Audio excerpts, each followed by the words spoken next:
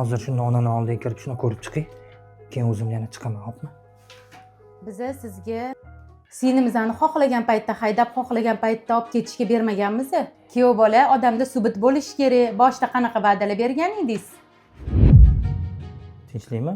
Voy aka, assalomu alaykum. Voy aka, qachon keldingiz? Kelganingizni bilmay qolmiz. Nima bo'pti bu yerda? Mana Aka, qo'lingiz bilan bering. Yo, yaxshimisiz? Rahmat. O'tiring bemalol. Kuyovlarni payg'ambarlar siylagan. Nima bo'pti bu yerda? Tinchlikmi singlim? Siz bemalol gaplashib turinglar, men opamga qarashib olaman. Yo, hammasi yaxshi. Prosta o'rtada ozmuncha gap qochuvdi shunga.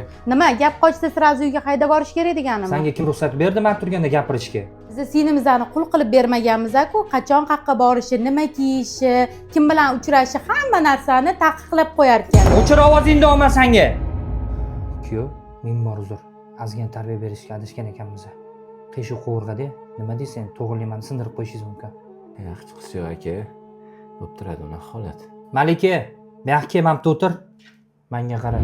Sani qanaqa kiyim kiyishing, qayerga borishing, nima ish qilishingni ering hal qiladi, sen emas.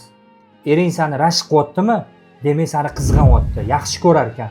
Oila muqaddas, sen ham qarg'asa quloqingni, ursa yelkangni tutib turasan. U xonadonning gapi bu yoqqa olib kelmagan. Tur narsalarni yig'ishtir. Mana ozgina ishlarim bor edi. Ilohim. Azroq.